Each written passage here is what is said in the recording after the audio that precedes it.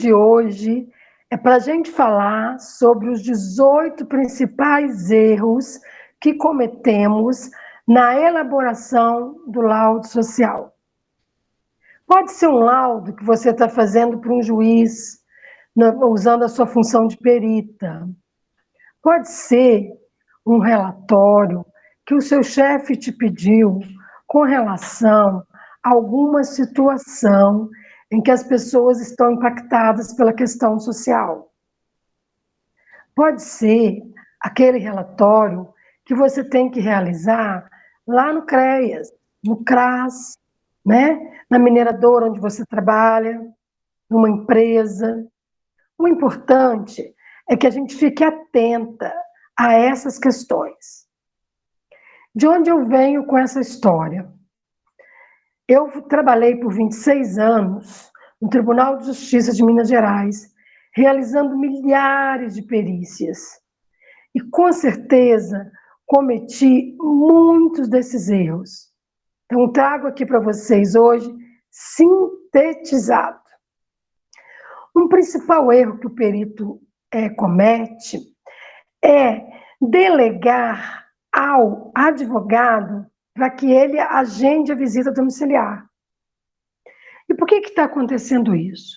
O perito assistente social é uma função muito emergente para a nossa categoria. Isso se formalizou lá no Estatuto da Criança e do Adolescente. E vem acontecendo através dos profissionais que estão atuando através de concurso, e mais recentemente, através da nomeação de peritos. E o que acontece? A categoria está correndo atrás de cursos para trabalhar nessa atividade. E esses cursos, geralmente, são conduzidos por profissionais que já estão na área há muitos anos. Então, por exemplo, quais as profissões que já estão na área? A engenharia, a medicina, a contabilidade. Então, esses profissionais precisam da presença do advogado na hora de elaboração da perícia. O assistente social não precisa. Nós temos uma questão que é o sigilo. Então, o advogado não participa da entrevista, o advogado não participa da visita domiciliar. O profissional assistente social tem autonomia para agendar essa visita, para fazer esses procedimentos, certo? Não precisa ficar esperando ninguém para fazer isso, né? Até porque, gente, o advogado muitas vezes orienta as pessoas que nós vamos visitar a forma como ele quer que essa pessoa fale, né? Inclusive, para que numa situação, por exemplo, de benefício, a pessoa consiga defender. Continuando, não vamos permitir que um terceiro interfira na nossa ação profissional. Não tem nenhuma necessidade de procurar um advogado para marcar uma visita. Cuidado com isso. Cuidado com as consequências disso no seu trabalho. Segundo erro, segurar informações na cabeça. É muito complicado a gente confiar na memória. A gente confiar, porque pode acontecer questões de várias maneiras. Eu preciso, por exemplo, colocar no laudo social com fidelidade o que as pessoas falam, como elas falam. Às vezes eu preciso dizer quem falou, o que falou, e se eu não tiver anotado, eu não vou ter como fazer esse trabalho fiel à entrevista, fiel à visita. Então, eu preciso fazer a história do caso, eu preciso redigir tudo o que eu fiz, escrever, para que não fique tudo na minha memória. E, de repente, eu passe a misturar o que eu penso com o que a pessoa falou. Isso é um gravíssimo erro. Pode causar intervenção no laudo social.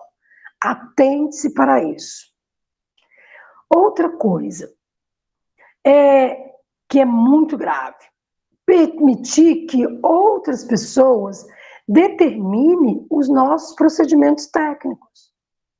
Então, você tem que conhecer muito bem a instituição onde você trabalha e a quem você está ligado hierarquicamente.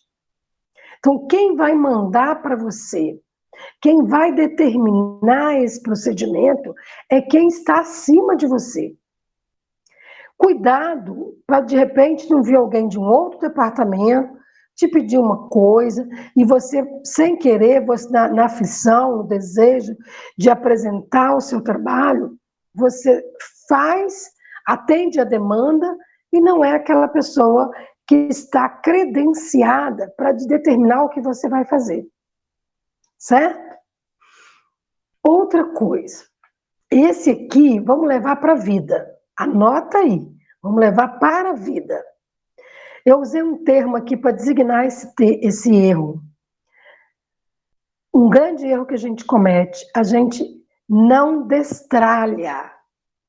Não destralhar é complicadíssimo. O que é isso? Talvez vocês tenham, igual eu tenho, uma biblioteca mínima em casa, onde você tem os seus livros, os documentos que você participou de congresso, suas anotações, aquela coisa que você ouviu ou leu em algum lugar e que você falou assim, nossa, legal anotar isso aqui que eu posso escrever no laudo. Olha que interessante como ele fez a pergunta.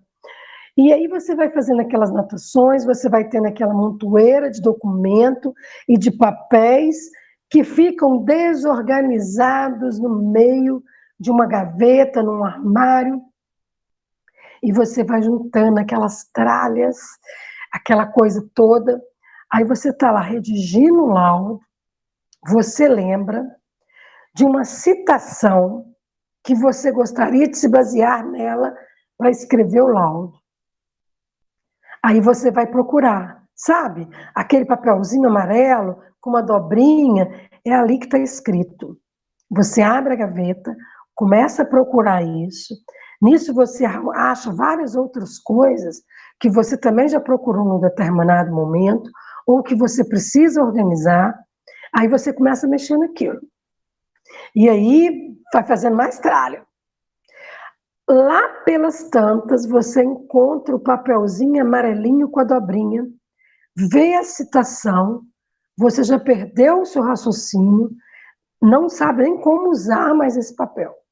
Ou então, você já usou tanto tempo que você já tem outra atividade e não vai poder mais continuar redigindo naquele momento. Então, isso aí bloqueia o seu tempo, faz o seu raciocínio ficar ruim, dificulta a sua concentração. E a sensação que você tem no final do dia é que você não fez nada, é que você não produziu, que você gastou muito tempo sem produção, né? E você trabalha com prazo. O chefe está esperando o relatório, o juiz está esperando o laudo social, certo?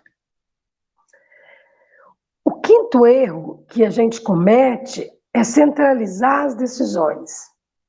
Se eu estou numa perícia, por exemplo, e eu estou sozinha enquanto assistente social, equipe de um só assistente social. Junto com você tem outras pessoas, né, que podem ser também da equipe técnica ou podem fazer parte da instituição. Você precisa estar atento ao que essas pessoas pensam sobre determinadas situações, sobre aquele caso, aquele laudo que você vai apresentar. Porque essas pessoas, de uma forma direta ou indireta, vão ajudar você a formular os argumentos, né? Quem participou do meu workshop, Elabore Bons Relatórios de Modo Básico, viu como eu falo da importância dos argumentos, da importância de você ter como embasar os seus laudos sociais, o seu relatório, né? E à medida que você vai conhecendo isso, você vai conseguir pensar nas estratégias, numa contra-argumentação de acordo com o que você viu que a equipe pensa. Então, você, por exemplo, resolve buscar mais questões, atuar, fazer mais procedimentos, né? Então, isso é muito importante, tá? Você não centralizar em você essas decisões. À medida que você vê o conhecimento do outro, isso te ajuda, né? O sexto erro é afastar da rede de atendimento. Afastar, por exemplo, se eu estou atuando numa situação de criança, eu preciso conhecer essa rede de atendimento onde essa criança está inserida. Se eu estou trabalhando numa empresa, eu preciso conhecer onde aquele funcionário está inserido. E quais são as implicações das questões sociais naquela situação e que todos daquela rede estão verificando. Porque se a gente conseguir reunir as posições da rede, nós podemos formar uma rede de proteção. Vai facilitar eu tomar decisão com relação aos meus casos, vai facilitar eu fazer uma reunião com a rede para observar, por exemplo, que eles estão vendo uma violência doméstica como eu estou vendo, e eu ainda não tenho nenhum índice, nenhuma coisa palpável. Eu peço e informo a rede essas questões quando eu converso com ela. E as pessoas ligam à questão do alerta, ficam atentos a ouvir um determinado momento as pessoas quebrarem esse sigilo e começar a falar dessa violência. A rede é muito importante, né? E eu fortalecer também as questões da rede é importante para o resultado do meu trabalho. Um gravíssimo erro é tentar organizar tudo na hora de redigir o laudo. Então, eu resolvo, hoje eu vou fazer o laudo, tenho que entregar esse processo, eu tenho que entregar esse trabalho. E aí eu começo a entender que eu ainda não tenho alguns detalhes, eu ainda não tenho algumas informações que eu preciso. Aí eu paro de fazer o laudo, corro para fazer uma entrevista, vou na visita domiciliar, faço um contato, isso vira uma confusão, o laudo não fica claro, porque você vai tentar organizar tudo no momento estressante, no momento que o prazo está ocorrendo. Ao mesmo tempo, a sua qualidade de vida, com esse estresse, com essa pressão que vai estar sobre você, vai interferir na sua saúde, vai interferir nas suas condições de estar podendo fazer outras coisas para que você tenha uma boa alimentação, que você tenha boa saúde, né? O oitavo erro é apresentar honorários sem critérios objetivos. Isso é muito da nossa origem profissional. Nós somos uma categoria de profissionais, em sua maioria, ligada ao serviço público. Então, nós somos funcionários públicos municipais, estaduais, federais. Nós não temos uma habilidade na prática de dizer quanto vale o nosso trabalho. Nós não trabalhamos, não é histórico no serviço social trabalhar por produção. E quando eu tenho que pôr preço no meu trabalho, eu preciso entender que isso é horas que eu dou para essa atividade. É hora do meu tempo de vida. Então, o que eu preciso fazer? Eu preciso objetivar isso. Então, quanto que eu gastei de tempo, por exemplo, para ler sobre as questões que envolvem essa questão social que está impactando as pessoas. Quanto eu gastei de tempo para realizar uma entrevista, uma visita domiciliar? Qual o valor da minha hora-aula lá, minha hora, no caso aqui não é hora-aula, né? Mas qual o valor da minha hora de trabalho fixado pelo Cefes, que varia de acordo com a minha, se eu sou graduada, se eu sou pós-graduada, se eu sou mestre. Então, eu preciso pegar esse valor e multiplicar pelo número de horas que eu fiz cada procedimento, né? E nunca achar que isso é muito, nossa, eles não vão pagar, você oferece.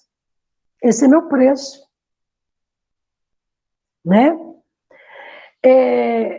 Inclusive pensando que você oferece uma quantidade de horas e que, de repente, você vai precisar de mais horas.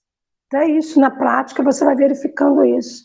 Nossa, eu achei que eu ia gastar 1 hora numa visita domiciliar, então lá nos meus honorários eu pus o valor de 1 hora. Só que eu gastei 2 horas. Então eu tenho que pôr uma média dessa carga horária. Porque às vezes também a visita domiciliar durou meia hora. Eu achei rápido a residência da pessoa. Eu localizei, a pessoa estava em casa, eu não tive que voltar.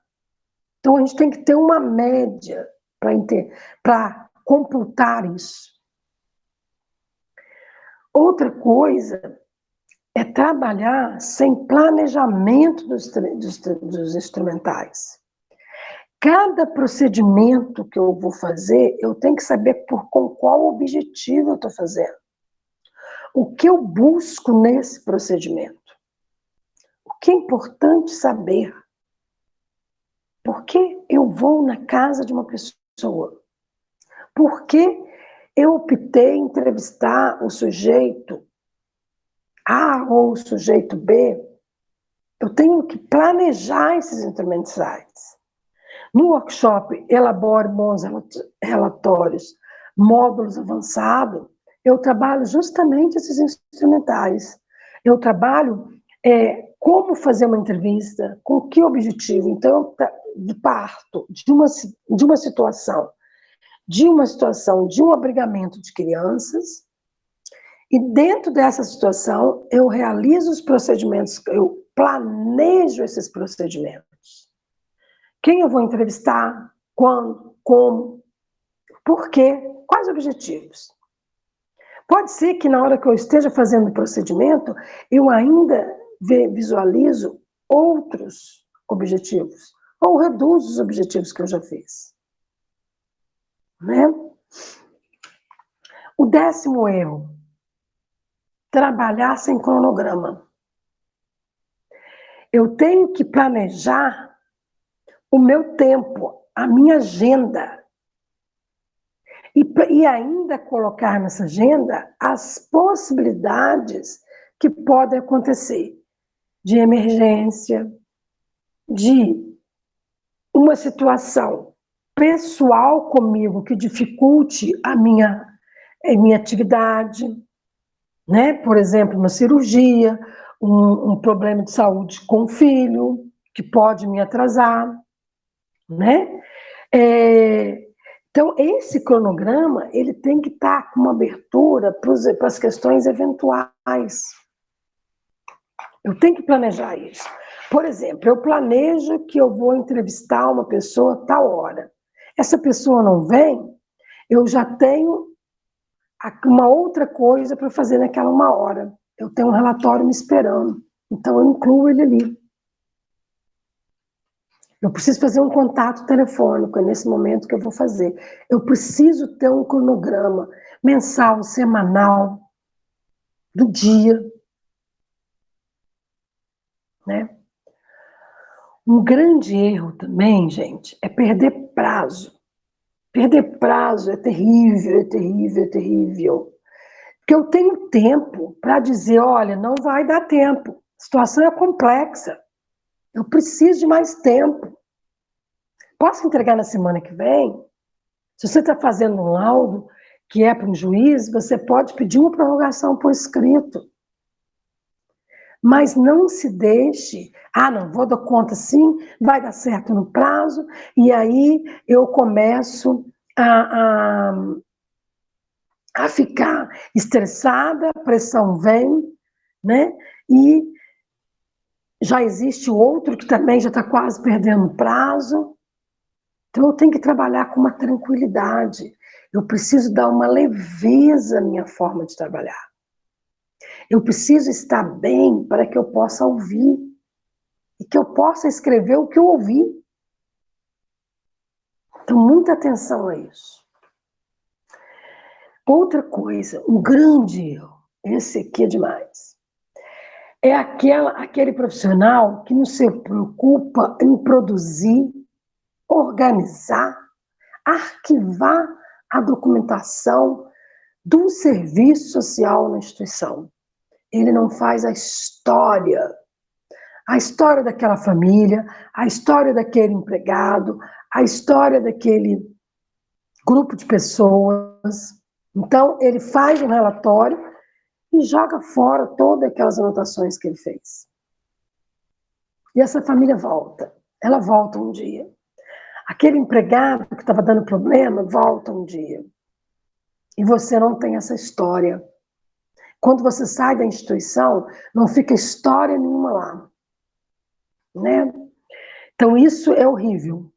Eu estou querendo dizer com isso que a gente precisa documentar a nossa prática. Isso eu aprendi na Faculdade de Serviço Social. Lá, quando a gente elaborava aquele diário de campo, né? Aí parece que a gente vai ficando na prática e a prática tem uma rotina que é cansativa, que demanda atenção, que acontece tanta coisa e a gente vai eliminando essa parte da escrita. Então, atenção para isso. Fica essa dica. Grifa essa dica. Ela é importante. Outro erro. Não acompanhar as alterações da lei.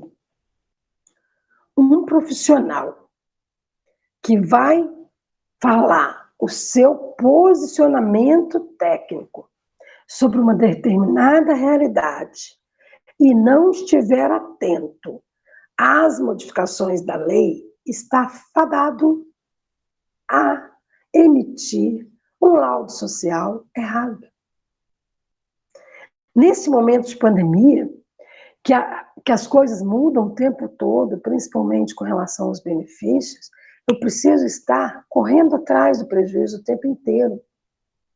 Né? Então, por exemplo, no momento, o mínimo seria você ser inferior a um quarto salário mínimo. Aí teve um momento que passou a ser meio salário mínimo. Se eu não estou atenta, né, eu perco o benefício para as pessoas. Eu deixo de efetivar direitos. Junto com isso, tem o 14º erro, dispensar capacitação continuada. Né? Tem profissionais que só se capacitam quando a instituição onde ele trabalha oferece um curso. E a gente sabe de tantas instituições que nunca oferecem cursos, né? Então, ele não compra um livro, ele fez a graduação, ele não busca uma pós-graduação, até porque, em algumas empresas, esses títulos costumam dar crescimento na carreira profissional, benefícios financeiros. Então, você tem que estar, e se você quer falar, e o perito fala sobre a questão de uma competência técnica, você tem que ter uma capacitação continuada. E aí você pode, inclusive, dizer, olha, eu estou dizendo isso aqui porque eu participei de vários congressos, eu fiz leitura dos autores tais, tais e tais. Então, na realidade, no que a gente está vendo no cotidiano, essa é a melhor forma de fazer. E não fica falando em cima de achismo.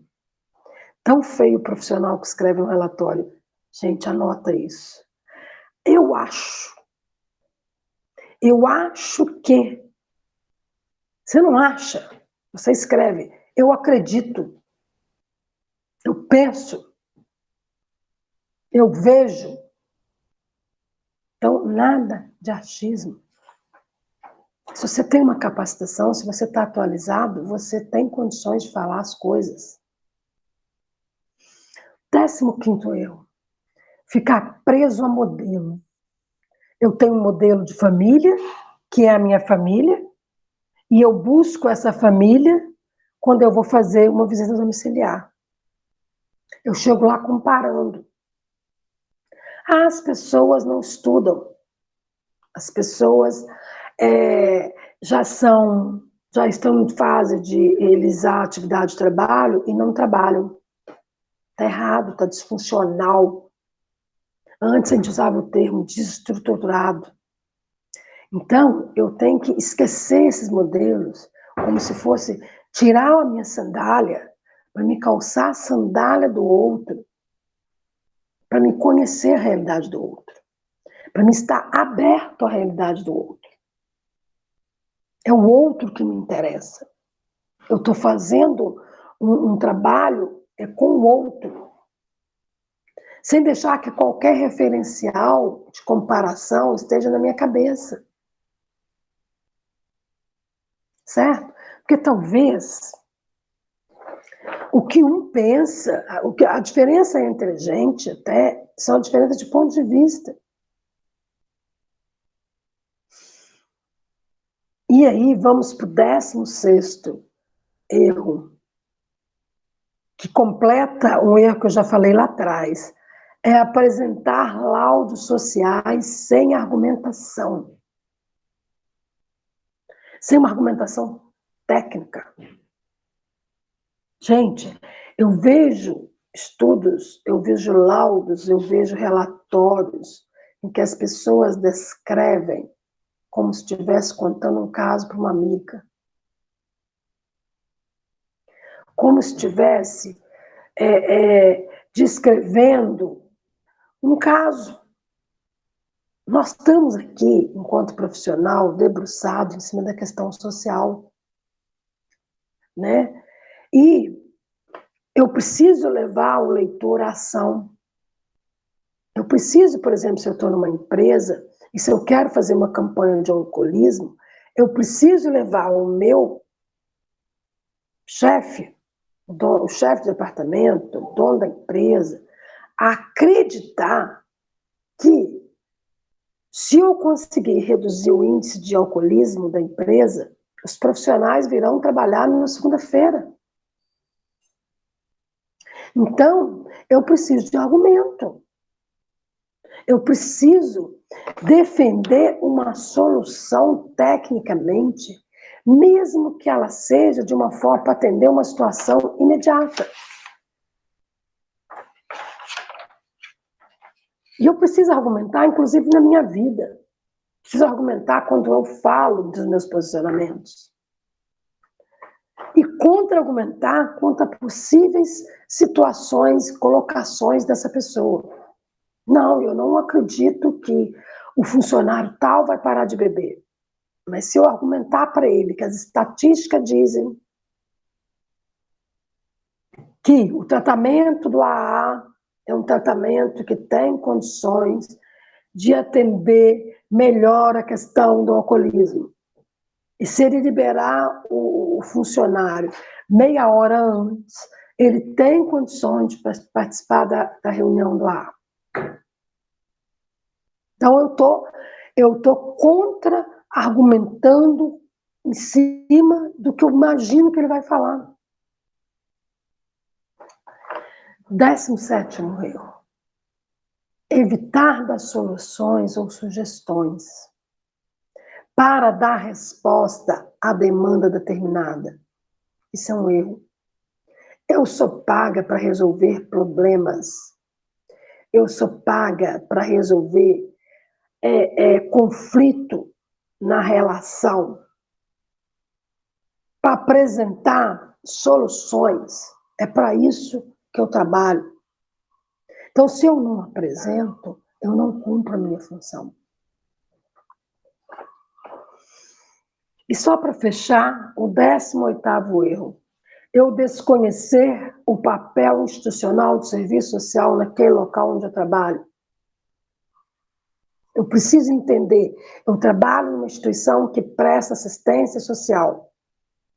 Eu trabalho numa instituição em que eu executo programas, em que eu efetivo direitos baseado na lei. Qual que é o papel institucional do serviço social? E quando forem me dar um papel que não é o meu, eu posso dizer com convicção. Mas não dizer com aquelas palavras assim, que a instituição não atende a isso. Aqui o papel do serviço social, a atribuição do assistente social é esta, esta e esta. Olha, esses são os 18 erros que com certeza muitas pessoas vão identificar. Eu já fiz esse erro. Isso já aconteceu comigo. Nossa, eu faço isso demais. Eu vou dizer para vocês que eu faço quase todos esses erros. Eu tenho me preparado, eu tenho me policiado para não fazê-los. Eu tenho que, já que eu identifico quais erros eu faço, eu tenho que me policiar. E aí eu vou me organizando para melhor aproveitamento do meu tempo e, consequentemente, a maior qualidade de vida.